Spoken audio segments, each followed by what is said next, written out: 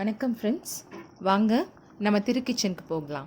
இன்றைக்கி பார்த்தீங்க அப்படின்னா நம்ம சேனலில் சிக்கன் ஈரல் முருங்கைக்காய் போட்டு ஒரு குழம்பு வைக்க போகிறோம். ரொம்பவே சூப்பராக சுவையாக ருசியாக இருக்கக்கூடிய மணமாக இருக்கக்கூடிய இந்த குழம்பை தான் பார்க்க போகிறோம். ரொம்ப டேஸ்ட்டாக இருக்கும். எப்படி பண்ணுறதுன்னு வீடியோக்குள்ளே போகலாம் வாங்க. நமக்கு செய்யறதுக்கு தேவையான பொருட்கள் பார்த்துடலாம். நான் 2 முருங்கைக்காவை எடுத்து கட் பண்ணி வச்சுருக்கேன். 2 தக்காளி பழம் கட் பண்ணி வச்சுருக்கேன்.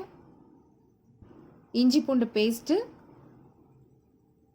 கொஞ்சம் கொத்தமல்லி, ஒரு பச்சை மிளகாய், 2 டேபிள் ஸ்பூன் மஞ்சத்தூள், 3 டேபிள் ஸ்பூன் மிளகாய்த்தூள், கருவேப்பிலை. அப்புறம் இந்த குழம்புக்கு தேவையான மசாலா பார்த்திங்க அப்படின்னா, இப்போ பாருங்கள், ஈரல் நல்லா அலசி மஞ்சள் உப்பு போட்டு கழுவி வச்சுருக்கேன். இதில் ஹார்ட் ஈரலும் இருக்குது, சாஃப்ட் ஈரலும் இருக்குது. நல்லா அலசணும், 2-3 தடவை நல்லா அலசணும் ஈரல். இப்போது இந்த குழம்பு செய்கிறதுக்கு ஒரு மிக்சி ஜாரில் 2 வெங்காயம், 2 டேபிள் ஸ்பூன் சோம்பு, 2 பட்டை, லவங்கம் இது சேர்த்து நல்லா மிக்சியில் அரைச்சிக்க போகிற விழுதா. முதல்ல சிக்கன் ஈரலை மஞ்சள் தூளும் உப்பும் போட்டு வடக்கு வாட போகிற வரைக்கும் அலசி குக்கரில் போட்டு முதல்ல வேக வைக்க போகிறோம். இதில் சாஃப்ட் ஈரலும் இருக்குது, ஹார்ட் ஈரலும் இருக்குது. ரெண்டுமே தான் நான் வாங்கியிருக்கேன் இன்றைக்கி. ரெண்டுத்தையுமே அலசிட்டு இப்போ குக்கரில் வேக வச்சிடலாம். இப்போ முதல்ல மண் சட்டியில் 3 டேபிள் ஸ்பூன் எண்ணெய் விட்டுருக்கேன். எண்ணெய் காஞ்சதும் நம்ம மிக்சி ஜாரில் அரைச்சி வச்சுருக்கோம் இல்லைங்களா, 2 வெங்காயம், சோம்பு, பட்டை, லவங்கம், அந்த விழுதை நம்ம ஃபஸ்ட்டு போட்டுக்கலாம்.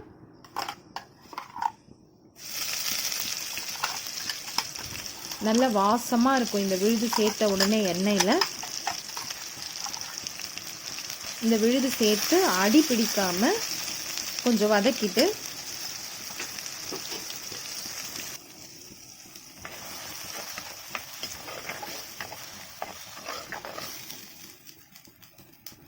கருவேப்பிலை, ஃப்ரெஷ்ஷான கருவேப்பிலை சேர்த்துடலாம்.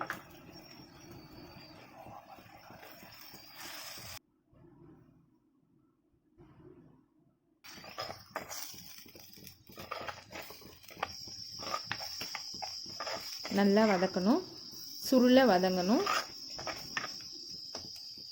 வெங்காயத்தோட பச்சை வாசனை போகிற அளவுக்கு நல்லா வதக்கிட்டு முருங்கைக்காய் கட் பண்ணி வச்சுருக்கோம் இல்லைங்களா, அதையும் சேர்த்துடலாம்.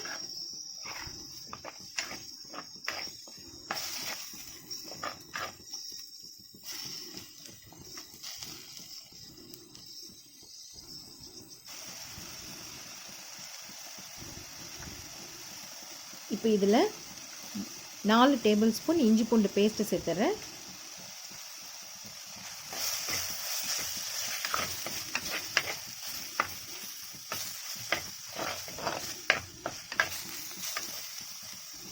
ஒரு பச்சை மிளகாய்,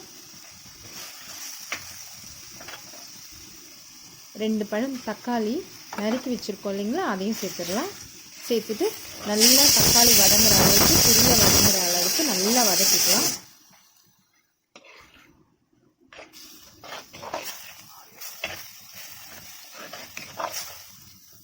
கொஞ்சம் டைம் எடுக்கும் முருங்கைக்காவும் தக்காளியும் வதங்கிறதுக்கு.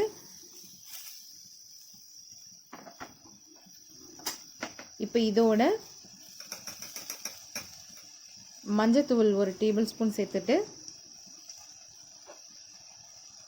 மிளகாய் தூள் சேர்த்துருவோம். 2 டேபிள் ஸ்பூன் சேர்த்துக்கோங்க, உங்கள் காரத்துக்கு தகுந்த அளவுக்கு சேர்த்துக்கோங்க.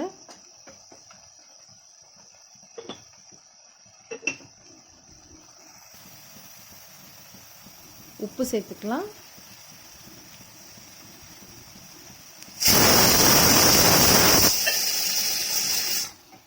இப்போ நல்லா எல்லாமே சேர்த்ததுக்கப்புறம் நல்லா வதக்கி விட்டுடலாம்.